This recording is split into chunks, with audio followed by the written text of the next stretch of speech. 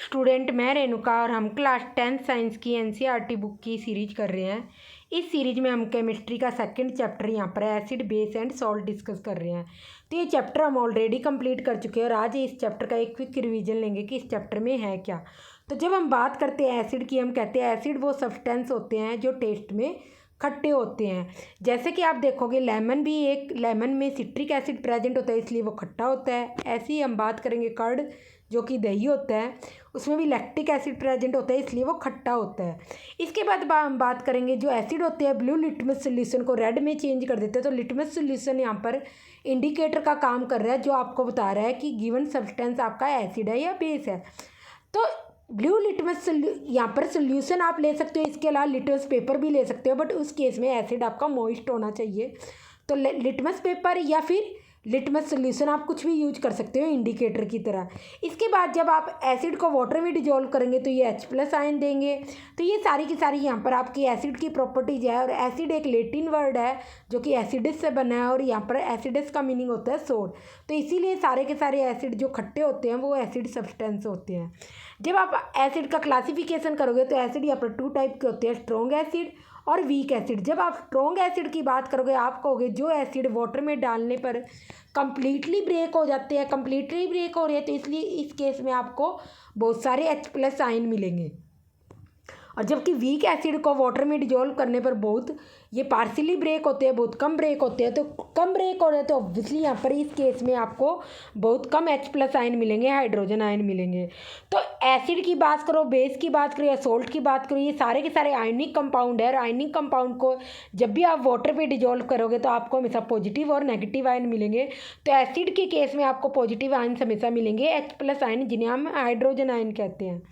तो strong acid का यहाँ पर एग्जाम्पल है HCl की बात कर लो, H2SO4 की बात कर लो, HNO3 की बात कर लो जो कि हाइड्रोक्लोरिक एसिड, ये सल्फ्यूरिक एसिड है, ये नाइट्रिक एसिड है। इसके बाद आप बात करोगे वीक एसिड की तो ये एसिटिक एसिड है, ऑक्जेलिक एसिड और फर्दर लैक्टिक एसिड, ये सारे के सारे वीक एसिड होते हैं। जब आप बात करोगे इसके अलावा फर्दर क्लासिफिकेशन देखेंगे तो एसिड का कंसनट्रेटेड एसिड और डाइल्यूट एसिड होते हैं। जब आप बात करोगे कंसनट्रेटेड एसिड की तो हम कहेंगे कम अमाउंट वाटर में बहुत सारा एसिड यहाँ पर डिजोल्व है। तो जब एसिड बहुत ज़्यादा होगा और वाटर बहुत कम होगा उस केस में आप बोलोगे कंसनट्रेटेड एसिड है। और जब आप बात करोगे डाइल्यूट एसिड की, इट मीन्स बहुत ज़्यादा पानी के अंदर बहुत कम एसिड घुला हुआ है, तो इसे आप बोलोगे डाइल्यूट एसिड। तो बिकॉज एसिड यहाँ पर क्रोसिव नेचर के होते हैं तो हम जब एसिड की रिएक्शंस पढ़ते हैं तो उस केस में हमेशा डाइल्यूट एसिड ही लेकर यहाँ पर रिएक्शन लिखते हैं। इसके बाद हम देखेंगे जब आप बेस की बात करोगे तो बेस वो सब्सटेंस होते हैं जो टेस्ट में कड़वे होते हैं, बिटर मतलब कड़वे, और जिनको टच करने पर वो साबुन की तरह लगते हैं। तो आप देखोगे यहाँ पर पोटेशियम हाइड्रोक्साइड भी एक बेस है। और इसके अलावा साबुन की हम बात करते हैं तो वो भी यहाँ पर बेस से बनी होती है। तो ये आप फर्दर लेक्चर्स में डिस्कस करोगे।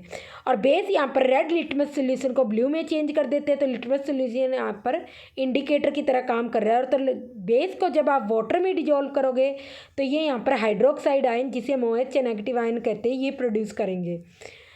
तो जब आप बेस के क्लासिफिकेशन की बात करेंगे आप कहेंगे या तो स्ट्रॉन्ग बेस होते हैं या वीक बेस होते हैं। स्ट्रॉन्ग बेस वो बेस होते हैं जो वाटर में डिजोल्व कर कंप्लीटली ब्रेक होंगे। कंप्लीटली ब्रेक होंगे तो उस केस में आपको हाइड्रोक्साइड आयन की कंसंट्रेशन ज़्यादा मिलेगी ऑब्वियसली, कि कंप्लीटली ब्रेक हो रहा है, पूरा टूट रहा है कंपाउंड यहाँ पर। तो NaOH सोडियम हाइड्रोक्साइड और KOH आपका पोटेशियम हाइड्रोक्साइड यहाँ पर स्ट्रॉन्ग बेस का एग्जांपल होगा। जब आप वीक बेस की बात करोगे तो ये वीक बेस वाटर में डिजोल्व करने पर पार्शली ब्रेक होते हैं, पार्शली ब्रेक हो रहे हैं तो थोड़ा ही ब्रेक हो रहे हैं, इस केस में हाइड्रोक्साइड आयन भी कम मिलेंगे। तो यहाँ पर NH4OH आपका अमोनियम हाइड्रोक्साइड एक वीक बेस का एग्जाम्पल है। इसके बाद बात करते हैं हम एल्कली की। तो वो सारे के सारे बेस जो वाटर में डिजोल्व होते हैं वो एल्कली कहलाते हैं। तो आपके sodium hydroxide, potassium hydroxide, calcium hydroxide ये सारे के सारे एल्कली कहलाएंगे क्योंकि ये सारे के सारे बेस वाटर में डिजोल्व है। जब आप बात करोगे सॉल्ट की तो सॉल्ट जब एसिड और बेस आपस में रिएक्शन करते हैं तो जो उनका प्रोडक्ट है वो सॉल्ट बनता है। यहाँ पर इसके अलावा वाटर भी बनता है। तो सॉल्ट एसिड और बेस की रिएक्शन से बनते हैं। तो यहाँ पर जो सॉल्ट है आपका एसिडिक भी हो सकता है, बेसिक भी हो सकता है, न्यूट्रल सॉल्ट भी हो सकता है। तो यहाँ पर आप सॉल्ट के एग्जाम्पल देखोगे NaCl सोडियम क्लोराइड जो कि कॉमन सॉल्ट है, आप घरों में यूज करते हो। इसके अलावा पोटेशियम क्लोराइड भी एक सॉल्ट होगा। तो जब आप सॉल्ट की बात करोगे तो सॉल्ट का एक ग्रुप है और इसके अंदर बहुत सारे सॉल्ट सॉल्ट आते हैं, जैसे KCl हो गया, NaCl हो गया। तो NaCl की जब आप बात करोगे तो ये सॉल्ट भी एक यहाँ पर एक सॉल्ट की आप बात कर रहे हैं। और NaCl को जब आप कॉमन सॉल्ट भी बोल सकते हो, क्योंकि आप ये घरों में यूज करते हो। तो जब कॉमन सॉल्ट की बात करोगे तो आप सॉल्ट NaCl की बात करोगे जो आप घरों में यूज करते हो। और जब हम सॉल्ट की बात कर रहे हैं तो उस केस में आप KCl या इसके अलावा और भी जो सॉल्ट होते हैं उनकी भी बात कर सकते हो, जैसे सोडियम कार्बोनेट की हम बात करते हैं। तो इसके बाद इंडिकेटर वो सब्सटेंस होते हैं वो जो अपना कलर या फिर स्मेल चेंज कर लेते हैं एसिड और बेस के अंदर। तो इसके बाद आप यहाँ पर देखोगे डिफरेंट टाइप्स की यहाँ पर इंडिकेटर्स होते हैं। तो जो इंडिकेटर्स हमें प्लांट से मिलते हैं वो नेचुरल इंडिकेटर्स होते हैं।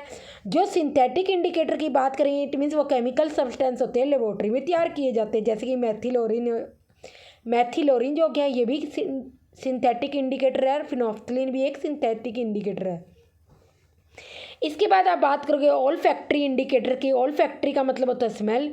तो जो इंडिकेटर्स एसिड में उनकी स्मेल डिफरेंट होती है और बेस में उनकी स्मेल डिफरेंट होती है वो ऑल फैक्ट्री इंडिकेटर्स होते हैं। जैसे कि आप वनीला एसेंस की बात करोगे, अनियन की बात करोगे और क्लोव की बात करोगे। क्लोव लौंग होता है, अनियन प्याज होता है, और वनीला यहाँ पर वनीला की बात कर रहे हैं। तो आप देखोगे जब हम नेचुरल इंडिकेटर्स की बात करोगे तो आप यहाँ पर लोगे लिटमस एसिडिक सोल्यूशन के अंदर यहाँ पर रेड कलर में चेंज हो जाते हैं, जबकि बेस यहाँ पर लिटमस यहाँ पर बेसिक सोल्यूशन में ब्लू कलर में चेंज हो जाता है। जब आप रेड कैबेज लीफ एक्सट्रैक्ट की बात करोगे तो ये एसिडिक सोल्यूशन में रेड कलर में ही रहते हैं, और जबकि बेस में ये ग्रीन कलर में यहाँ पर चेंज हो जाते हैं। जब आप फ्लावर ऑफ हाइड्रेंजिया प्लांट की बात करोगे तो एसिडिक सोल्यूशन में ये ब्लू कलर का होता है, जबकि बेसिक सोल्यूशन में ये पिंक कलर में चेंज हो जाता है। और जब आप टर्मरिक की बात करोगे, टर्मरिक जो हल्दी होती है इसका ओरिजिनल कलर येलो होता है। तो जब आप एसिड की बात करोगे तो एसिडिक सोल्यूशन में ये येलो ही रहती है, कलर चेंज नहीं होता, जबकि बेसिक सोल्यूशन की आप बात करोगे तो ये रेड कलर में कन्वर्ट हो जाती है। इसलिए जब भी आपके कपड़ों पर हल्दी का दाग लग जाता है और आप जब उसे धोते हो साबुन से, तो साबुन में क्या है, बेस है, तो इसीलिए वो क्या हो जाता है, दाग रेड कलर में चेंज हो जाता है, क्योंकि टर्मरिक क्या होती है, बेसिक सोल्यूशन में रेड कलर में चेंज हो जाती है। इसके बाद आप बात करें सिंथेटिक इंडिकेटर की। फिनोफ्थलीन यहाँ पर एसिडिक सोल्यूशन में कलरलेस होती है, जबकि बेसिक सोल्यूशन में पिंक कलर में चेंज हो जाती है। और जबकि मेथिल ऑरेंज की बात करेंगे तो ये रेड एसिडिक सोल्यूशन में रेड कलर में चेंज हो जाता है और बेसिक सोल्यूशन में येलो कलर में चेंज हो जाता है। इसके बाद ऑल फैक्ट्री इंडिकेटर्स की बात करेंगे तो अनियन, जब हम प्याज की बात कर रहे हैं तो एसिडिक सोल्यूशन में इनकी स्मेल सेम वही रहती है, जैसे कि प्याज में स्मेल आती है, और जबकि बेसिक सोल्यूशन में इनमें कोई स्मेल ही नहीं आती। और वनीला एसेंस ऐसी एसिडिक सोल्यूशन में इसकी स्मेल सेम रहेगी, जैसे इसमें स्मेल आती है, जबकि बेसिक सोल्यूशन में इसमें कोई स्मेल ही नहीं आएगी। और ऐसे ही सेम क्लोव ऑयल की हम बात करेंगे, लौंग के तेल की, तो उस केस में आपको एसिडिक सोल्यूशन में ये स्मेल सेम रहती है जैसे कि लौंग में आती है, और जो कि बेसिक सोल्यूशन में कोई यहाँ पर स्मेल ही नहीं आएगी। तो ये सारे के सारे हमने यहाँ पर इंडिकेटर्स यहाँ पर डिस्कस कर लिए। अब हम देखेंगे एसिड और बेस की यहाँ पर रिएक्शंस देखेंगे डिफरेंट यहाँ पर रिएक्टेंट के साथ।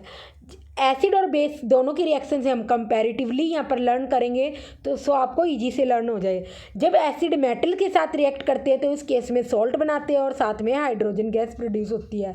तो आप यहाँ पर देखोगे हाइड्रोक्लोरिक एसिड जब जिंक के साथ रिएक्ट करता है तो उस केस में आपको जिंक क्लोराइड मिलता है और हाइड्रोजन गैस मिलती है। इस हाइड्रोजन गैस का आप टेस्ट कर सकते हो। जब इसके पास एक बर्निंग कैंडल लाओगे तो वो बर्निंग कैंडल क्या हो जाएगी, यहाँ पर लिटिल एक्सप्लोजन करेगी और पॉप साउंड यहाँ पर क्रिएट होगी। तो pop sound only hydrogen gas ही प्रोड्यूस करती है, तो इसलिए ये इसका आप टेस्ट कर सकते हो हाइड्रोजन गैस का। ऐसे ही बेस जब मेटल्स के साथ रिएक्ट करेगी तो वो भी सॉल्ट बनाती है और साथ में हाइड्रोजन गैस प्रोड्यूस करती है। तो सोडियम हाइड्रोक्साइड जब जिंक के साथ रिएक्ट करेगा तो सोडियम जिंकेट बनाता है और साथ में हाइड्रोजन गैस रिलीज होती है। ये जो इस टाइप से एरो दिखाया हुआ है it means hydrogen gas release हो रही है।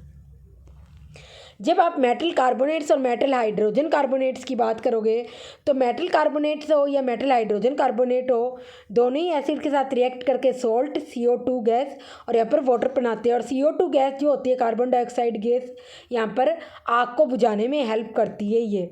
तो जब आप हाइड्रोक्लोरिक एसिड सोडियम कार्बोनेट के साथ रिएक्ट करेगा तो उस केस में सॉल्ट बनाएगा, sodium chloride carbon dioxide gas produce करेगा, साथ में वाटर प्रोड्यूस करेगा। और ऐसे ही हाइड्रोक्लोरिक एसिड जब यहाँ पर सोडियम हाइड्रोजन कार्बोनेट के साथ रिएक्ट करेगा। सोडियम क्या एक मेटल है, तो मेटल हाइड्रोजन कार्बोनेट हो गया। ये सोडियम मेटल है तो सोडियम हाइड्रोजन कार्बोनेट के साथ रिएक्ट करेगा, तो इस केस में सॉल्ट, CO2 गैस और वाटर मिलेगा। जबकि आप जब बेस की बात करोगे तो बेस मेटल कार्बोनेट और मेटल हाइड्रोजन कार्बोनेट के साथ रिएक्ट ही नहीं करते हैं।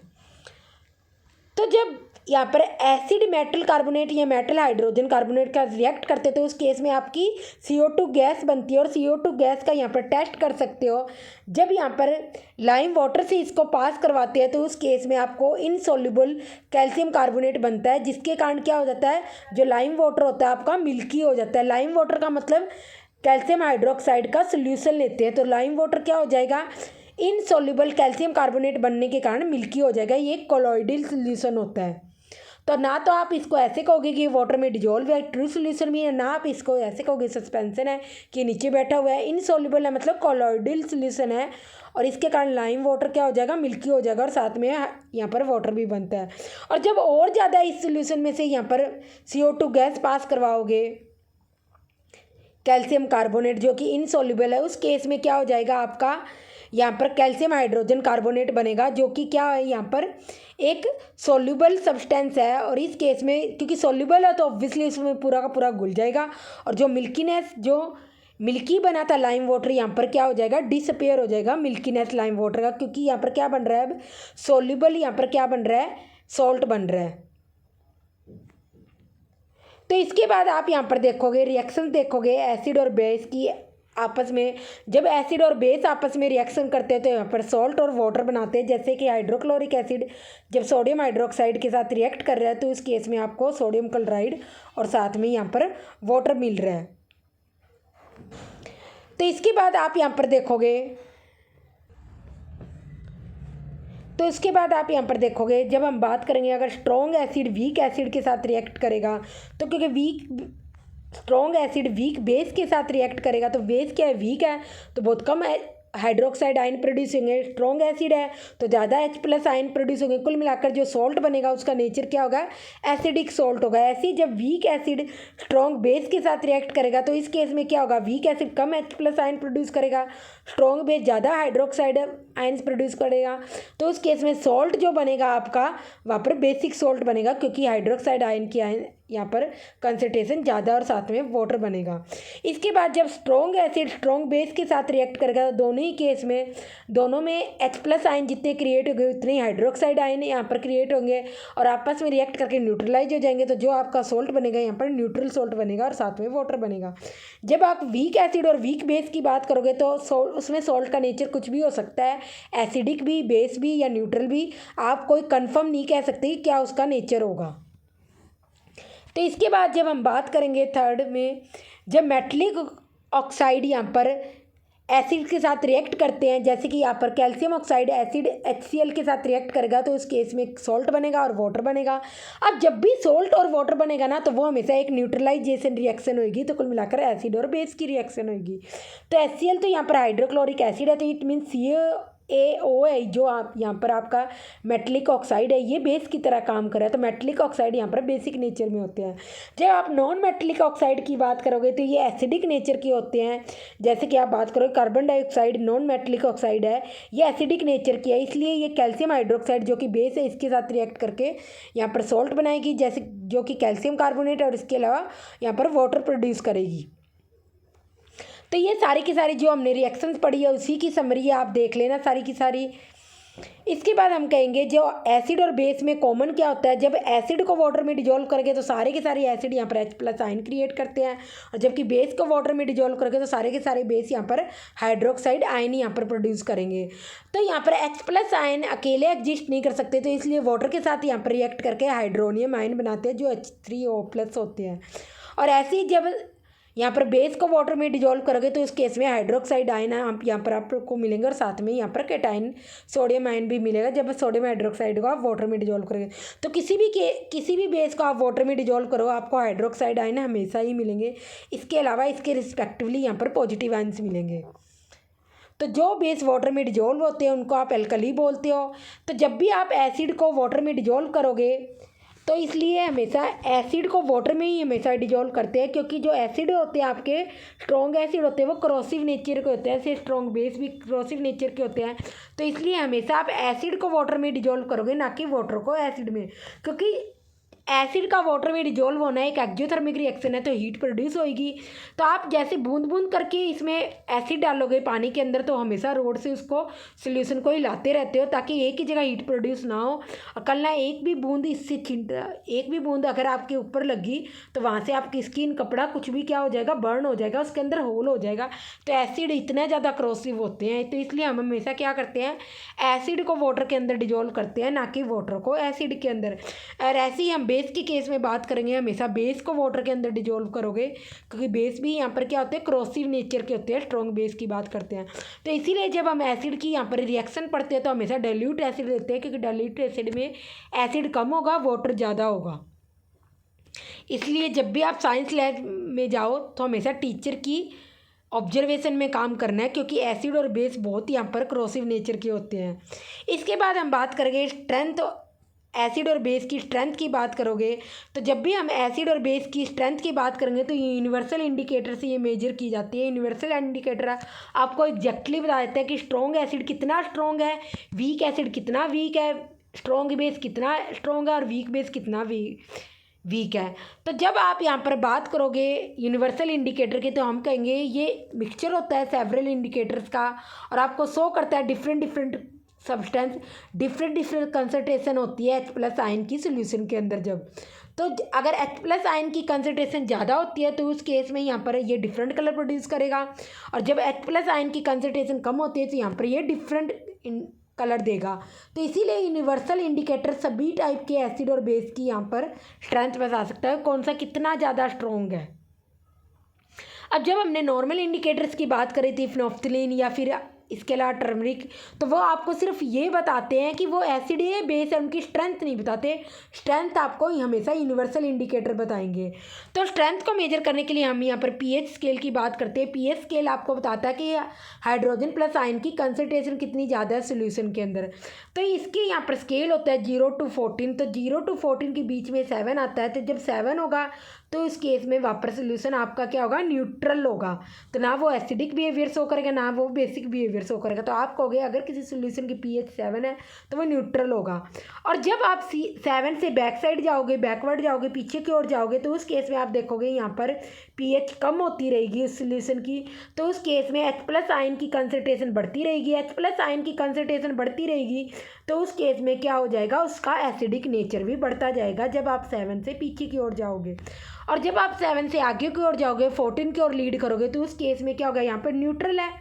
तो न्यूट्रल के बाद यहाँ पर क्या होगा, जब 7 से 14 की ओर लीड करोगे तो उस केस में आप देखोगे हाइड्रोक्साइड आयन की कंसंट्रेशन बढ़ेगी। तो कुल मिलाकर यहाँ पर क्या हो जाएगी, H+ आयन की कंसंट्रेशन और भी कम होती जाएगी। न्यूट्रल पे तो यहाँ पर H+ आयन न्यूट्रल हो गए, तो यहाँ पर कहोगे जब इस साइड जाओगे तो यहाँ पर हाइड्रोक्साइड आयन की कंसंट्रेशन बढ़ती जाएगी। तो कुल मिलाकर जिसकी pH 14 होगी वो सबसे ज़्यादा स्ट्रॉन्ग बेस होगा, और जिसकी pH 0 या 1 होगी वो सबसे ज़्यादा स्ट्रॉन्ग एसिड होगा। तो ऐसे आप एसिडिक सोल्यूशन और बेसिक सोल्यूशन का बताते हो। तो जब आप एक सोल्यूशन को डाइल्यूट कर रहे हो, तो कुल मिलाकर डाइल्यूट करने पर उसमें पानी मिला रहे हो, तो पानी मिलाने पर क्या हो जाएगा, H+ आयन कम हो जाएंगे। तो इसलिए इस सोल्यूशन की पीएच क्या हो जाएगी, यहाँ पर इंक्रीज होगी। क्योंकि पीएच जब इंक्रीज होती है, इट मीन्स आप यहाँ से ऐसे जाते हो तो उस केस में क्या होगा, पीएच इंक्रीज हो रही है। पीएच इंक्रीज हो रही है तो इट मीन्स उसमें H+ आयन की कंसंट्रेशन कम हो रही है तो एसिड डाइल्यूट हो रहा है। ऐसे ही जब आप बेस को डाइल्यूट करोगे तो ऑब्वियसली उसमें हाइड्रोक्साइड आयन की क्या होगी, कंसंट्रेशन कम होगी। हाइड्रोक्साइड आयन की कंसंट्रेशन कम होगी तो उस केस में आप क्या जाओगे, पीछे की ओर जाओगे। क्योंकि पीछे की ओर क्या हो रहा है, जब आप 14 से बैकवर्ड जाते हैं तो उस केस में क्या होती है, पीएच कम होती है, हाइड्रोक्साइड आयन की कंसंट्रेशन कम होगी। तो कुल मिलाकर आपको ये स्केल याद होना चाहिए, 0 to 7 तक यहाँ पर एसिडिटी कम होगी और 7 to 14 तक यहाँ पर बेसिक नेचर सोल्यूशन का इंक्रीज होगा। तो ऐसे आप कह सकते हो, बैकवर्ड जाओगे तो H+ आयन इंक्रीज होंगे, और यहाँ पर फॉरवर्ड जाओगे तो यहाँ पर हाइड्रोक्साइड आयन यहाँ पर इंक्रीज होंगे। तो कुल मिलाकर हाइड्रोक्साइड आयन इंक्रीज होंगे तो H+ आयन डिक्रीज होंगे। जब हम इंपॉर्टेंस देखते हैं पीएच की अपनी डेली लाइफ में, तो आप कहते हो प्लांट्स और एनिमल्स होते हैं वो भी बहुत पीएच सेंसिटिव होते हैं, क्योंकि वो एक फिक्स्ड रेंज होती है 7 से 7.8, उसके अंदर ये क्या करते हैं, वो प्रॉपरली वर्क करते हैं। जब हम एनिमल्स की बात करते हैं और जब हम प्लांट्स की बात करते हैं, जब उनकी पीएच लेस देन 5.6 होते हैं, तो वो यहाँ पर क्या करते हैं, यहाँ पर उस केस में हम कहेंगे वो रेन वाटर है, क्योंकि अगर रेन वाटर की यहाँ पर पीएच लेस देन 5.6 हुई तो ऑब्वियसली प्लांट्स को वही पानी मिलता है जो नीचे आ रहा है, तो वो भी क्या हो जाएंगे, एसिडिक नेचर के हो जाएंगे। तो इस केस में यहाँ पर प्लांट्स की अगर पीएच है लेस देन 5.6 होगी तो उसको ऑब्वियसली यहाँ पर न्यूट्रलाइज करने के लिए बेस का यूज करना पड़ेगा। इसके बाद आप यहाँ पर देखोगे, जब आप सॉइल की पीएच की बात करते हो तो प्लांट्स को एक स्पेसिफिक पीएच रेंज चाहिए होती है हेल्दी ग्रो करने के लिए। तो अगर वो ज़्यादा एसिडिक या ज़्यादा बेसिक हुए तो दोनों ही केस में प्रॉपरली यहाँ पर ग्रो नहीं कर पाएंगे। इसके अलावा आप जब आप बात करोगे डाइजेस्टिव सिस्टम की हमारी बॉडी का, तो उसमें भी हमारा स्टमक प्रोड्यूस करता है HCl एसिड, जो हमारे यहाँ पर डाइजेशन में हेल्प करता है। तो कई बार क्या हो जाता है, अगर ज़्यादा एसिड प्रोड्यूस हुई या हमने कोई एसिडिक फूड खा लिया तो उस केस में हमें एसिडिटी हो जाती है।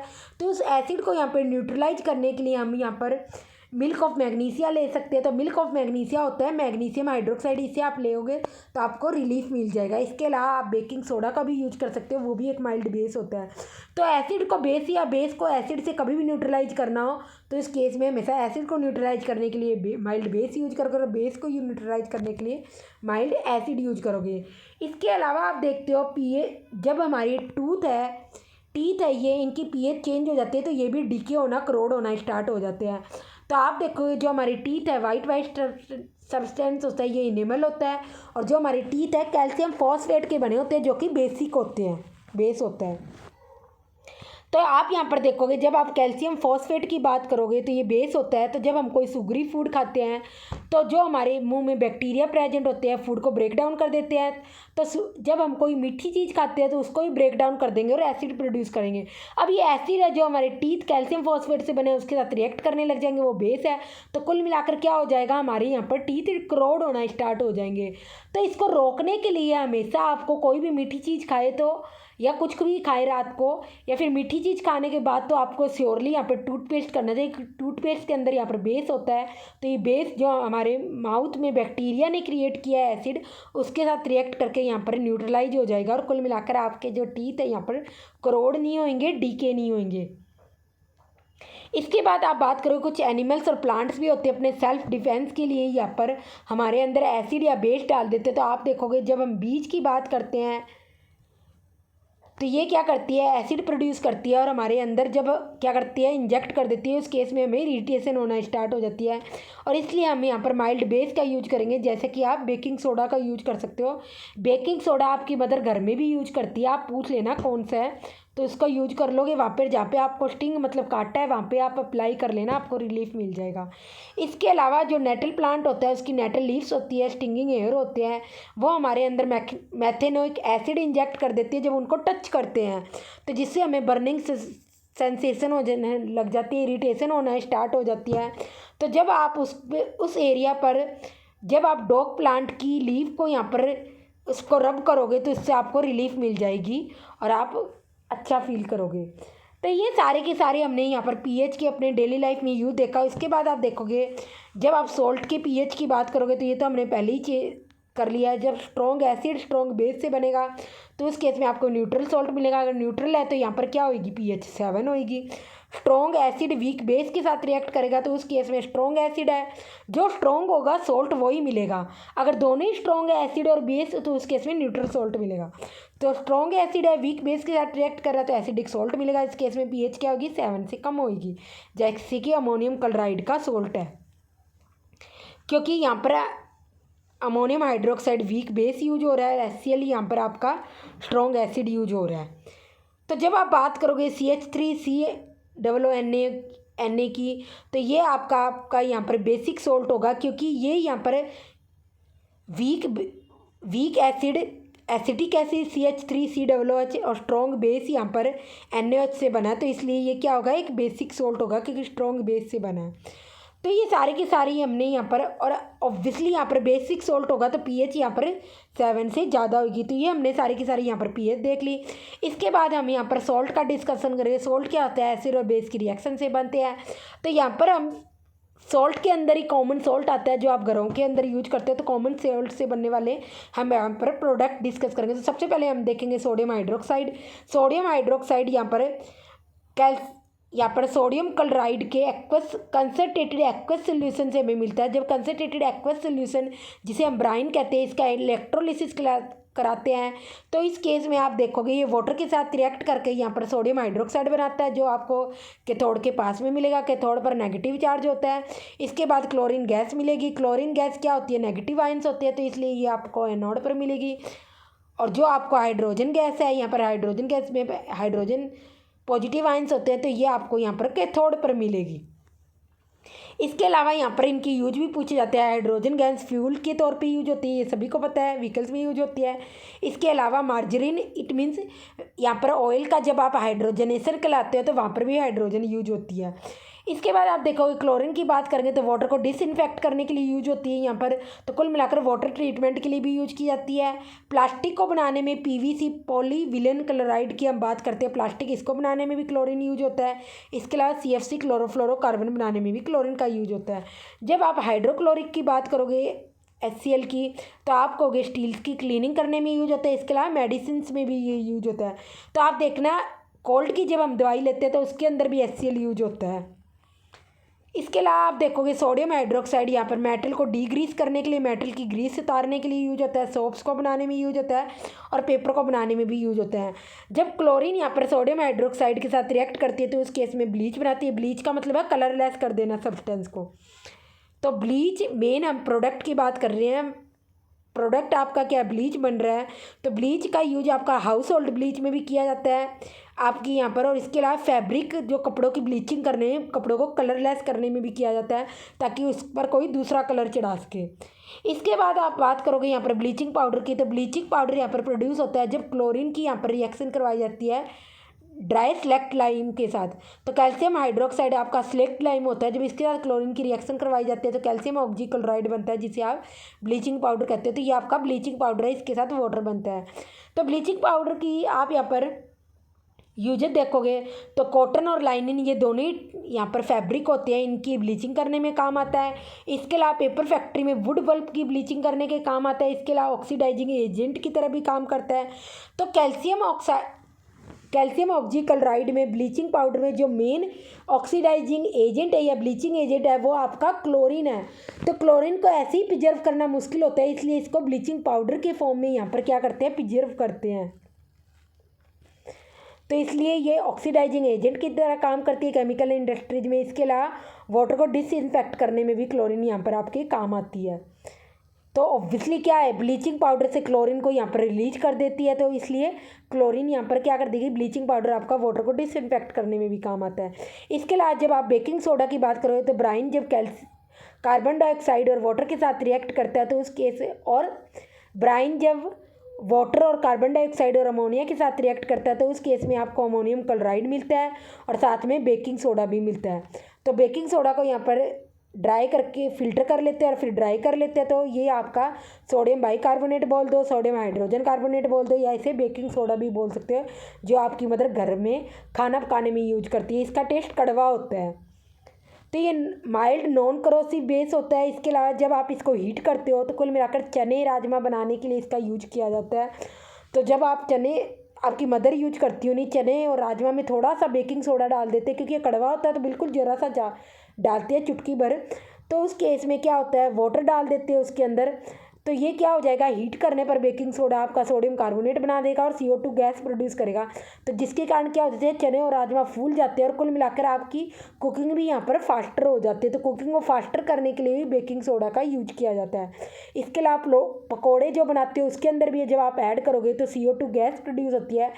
जब उसमें बेकिंग सोडा यूज करोगे पकौड़ों के अंदर तो CO2 गैस बनने के कारण वो भी फ्लफ़ी बनते हैं, पर डालते ज़रा सा है क्योंकि ये कड़वा होता है। इसके अलावा हम बेकिंग पाउडर की जब बात करते हैं तो बेकिंग सोडा जब टार्ट्रिक एसिड के साथ मिक्सचर की बात करते हैं तो इसे हम बोलते हैं बेकिंग पाउडर। तो baking soda plus tartaric acid का मिक्सचर आपका बेकिंग पाउडर कहलाता है। ये टेस्ट में मीठा होता है, तो इसलिए इसको ब्रेड या केक बनाने में यूज किया जाता है, क्योंकि इनमें क्या होता है, केक तो वैसे भी स्वीटनेस आती है, इसके अलावा ब्रेड में भी थोड़ी थोड़ी स्वीटनेस होती है क्योंकि वो बेकिंग पाउडर के कारण ही होती है। तो बेकिंग पाउडर जब यहाँ पर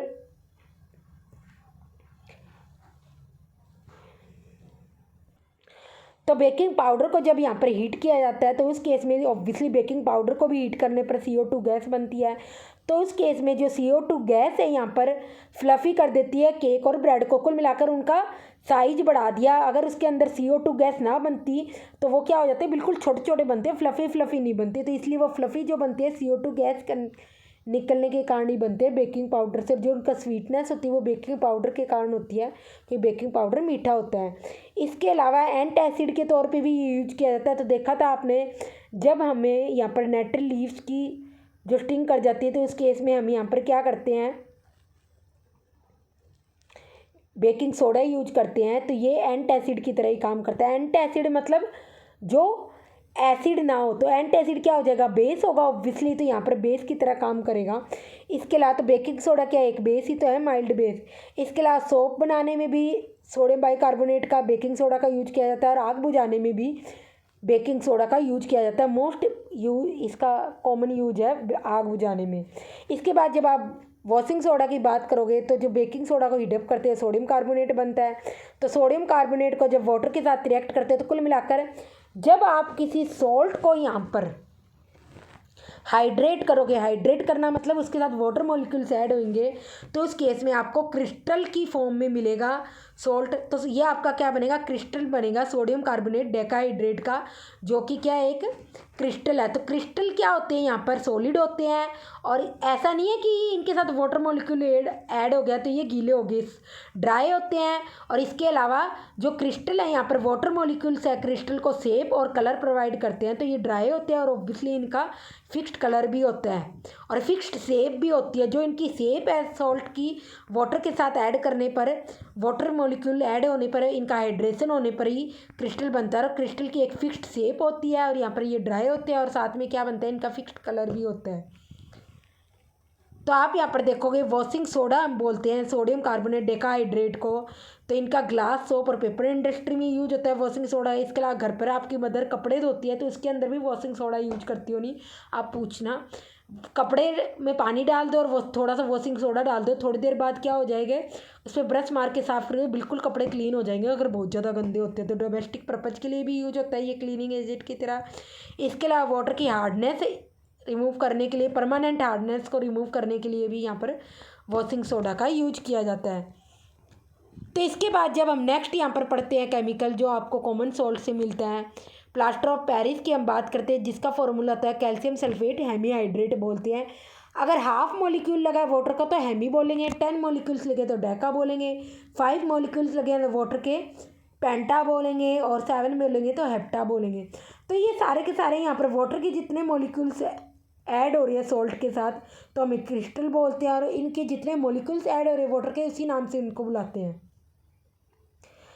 तो आप देखोगे जब कैल्शियम सल्फेट डाईहाइड्रेट की हम बात करते हैं जो कि जिप्सम होता है, तो इसको जब आप हीट करते हो 373 केल्विन पर, तो उस केस में आपको यहाँ पर प्लास्टर ऑफ पेरिस मिलता है, जिसे आप POP भी बोलते हो। क्योंकि ये क्या करते हैं, यहाँ पर ये रिवर्स रिएक्शन भी बिल्कुल सही होएगी। तो रिवर्स रिएक्शन होती है, आप इस रिएक्शन को यहाँ पर रिवर्स करके लिख लेना, यहाँ पर ये जिप्सम लिख देना, पहले ये रिएक्टेंट की तरह काम करेगा। और जब इसको हीटअप करोगे 373 केल्विन पर, तो इस केस में आपको कैल्शियम सल्फेट हेमीहाइड्रेट और साथ में 3/4 वाटर मॉलिक्यूल मिलेगा। तो इसलिए यहाँ पर ये इधर की साइड लिख देना। तो ये ऐसे करके रिवर्स करके सारी की सारी रिएक्शन लिख देना। अदरवाइज हमने लास्ट लेक्चर में भी डिस्कस कर रखे हैं, वहाँ पे जाके भी आप देख सकते हो। तो जिप्सम को जब आप हीटअप करोगे 373 केल्विन पर, तो उस केस में आपको POP प्लास्टर ऑफ पेरिस मिलेगा। तो ये एक क्या होता है यहाँ पर। और ऐसे ही जब आप कैल्शियम सल्फेट हेमीहाइड्रेट को वाटर के साथ रिएक्ट कराओगे तो कुल मिलाकर इसका जब हाइड्रेशन करवाओगे और, तो आपको उस केस में जिप्सम मिल जाएगा।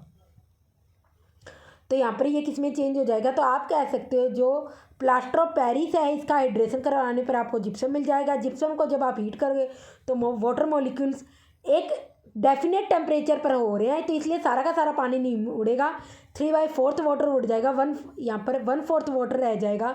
तो इसलिए यहाँ पर आपको प्लास्टर ऑफ पेरिस मिल जाएगा। इसके बाद आप POP का जब यूज देखोगे तो आप देखोगे जो आपकी फ्रैक्चर्ड बोन्स होती है जहाँ पर भी, वहाँ पर भी POP यूज किया जाता है। तो आप देखोगे पीओपी को हमेशा डॉक्टर क्या करता है, मॉइस्चर प्रूफ कंटेनर में रखता है। जैसे ही इसका हाइड्रेशन हुआ ये जिप्सम में कन्वर्ट हो जाएगा, तो मॉइस्चर प्रूफ कंटेनर से वो यहाँ पर पीओपी को निकालता है, फिर उसमें वाटर में डिजोल्व करता है, कुल मिलाकर उसका हाइड्रेशन करता है। हाइड्रेशन करने पर आपका पैर पे क्या हो जाएगा, वो लिक्विड सा बन जाएगा आपके पैर पे सेट।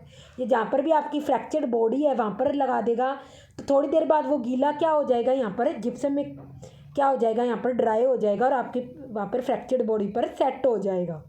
तो इसीलिए पीओपी को हमेशा आप मॉइस्चर प्रूफ कंटेनर में रखने हैं। इसके अलावा टॉयज बनाने के लिए भी यूज किया जाता है, क्योंकि पीओपी क्या होता है, एक वाइट पाउडर होता है, तो ऑब्वियसली यहाँ पर टॉयज बनाने में भी यूज किया जाता है, डेकोरेशन के लिए भी।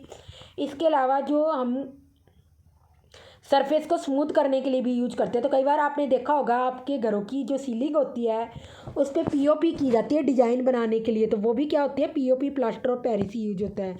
इसके बाद हम बात करते हैं आज के लास्ट टॉपिक की, वाटर ऑफ क्रिस्टलाइजेशन की। तो वाटर ऑफ क्रिस्टलाइजेशन का मीनिंग है सोल्ट के एक यूनिट फॉर्मूले के साथ वाटर के कितने मॉलिक्यूल्स ऐड है, तो कुल मिलाकर सोल्ट का हाइड्रेशन करवाना आपका क्या कहलाएगा, वाटर ऑफ क्रिस्टलाइजेशन कहलाएगा। तो जो क्रिस्टल होते हैं इनकी फिक्स्ड शेप होती है, ड्राई होता है और इनका कलर भी होता है, ये सिर्फ वाटर मॉलिक्यूल्स के कारण ही होता है। इसलिए जब भी आप किसी सॉल्ट को हाइड्रेट करवाओगे आपको क्रिस्टल मिल जाएगा, और क्रिस्टल को जब आप हीटअप करोगे तो पानी उड़ जाएगा, उस केस में आपको वापस क्या मिल जाएगा, सॉल्ट ही मिल जाएगा। तो यहाँ पर कुछ आपको सॉल्ट के एग्जांपल दे रखे हैं, जैसे कि CuSO4.5H2O है, इसमें वाटर के 5 मॉलिक्यूल्स है। ये वॉशिंग सोडा है, इसमें वाटर के 10 मॉलिक्यूल्स है। और ये यहाँ पर कैल्शियम सल्फेट डाईहाइड्रेट है, इसमें वाटर के 2 मॉलिक्यूल्स है। तो ये सारे के सारे यहाँ पर क्रिस्टल्स हैं। इसके बाद हम बात करेंगे, तो ये हमारा आज का लास्ट टॉपिक था। तो इस चैप्टर का हमने एक क्विक रिकॉल ले लिया है जितना भी इस चैप्टर में है। तो मैं यही कहूँगी, हमने इस चैप्टर के रिगार्डिंग ऑलरेडी 3 to 4 लेक्चर डाल रखे हैं। इसके अलावा आप NCERT बुक और NCERT एग्जाम्पलर कर लो, ये मोस्ट सफिशिएंट है। इसके बाहर कोई भी क्वेश्चन आपको करने की ज़रूरत नहीं है, ना कोई रेफरेंस बुक। तो अगर वीडियो अच्छी लगे, लेक्चर अच्छा लगे, तो चैनल को सब्सक्राइब और शेयर ज़रूर करें।